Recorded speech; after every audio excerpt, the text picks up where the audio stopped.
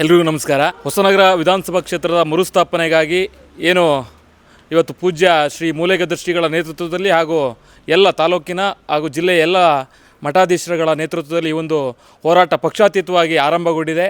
ಈ ದಿನ ಏನು ಪೂರ್ವಭಾವಿ ಸಭೆಯನ್ನು ಕೂಡ ಈ ದಿನ ನೆರವೇರಿಸಿದ್ದಾರೆ. ಮುಂದೆ ಬೃಹತ್ ಪಾದಯಾತ್ರೆಯನ್ನು ಈ ಭಾಗದಲ್ಲಿ ಹಮ್ಮಿಕೊಳ್ಳಲಾಗಿದೆ.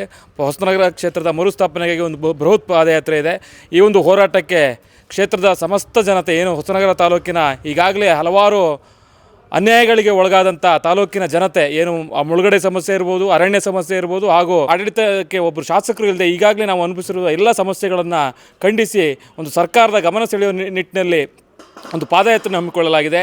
ಈ ಪಾದಯಾತ್ರೆಯಲ್ಲಿ ಅತಿ ಹೆಚ್ಚಿನ ಸಂಖ್ಯೆಯಲ್ಲಿ ಯುವಕರು ಹಾಗೂ ಎಲ್ಲ ವಿದ್ಯಾರ್ಥಿಗಳು ಹಾಗೂ ಹಿರಿಯರು ಇವರೆಲ್ಲರೂ ಕೂಡ ಹೆಚ್ಚಿನ ಸಂಖ್ಯೆಯಲ್ಲಿ ಈ ಒಂದು ಪಾದಯಾತ್ರೆಯಲ್ಲಿ ಕಾಲೇಜು ವಿದ್ಯಾರ್ಥಿಗಳಿರ್ಬೋದು, ಹೆಚ್ಚಿನ ಸಂಖ್ಯೆಯಲ್ಲಿ ಈ ಒಂದು ಪಾದಯಾತ್ರೆಯಲ್ಲಿ ಶ್ರೀಗಳೊಂದಿಗೆ ನಾವೆಲ್ಲರೂ ಕೂಡ ಸೇರಿಕೊಂಡು ಈ ಪಾದಯಾತ್ರೆಯನ್ನು ಯಶಸ್ವಿಗೊಳಿಸೋಣ.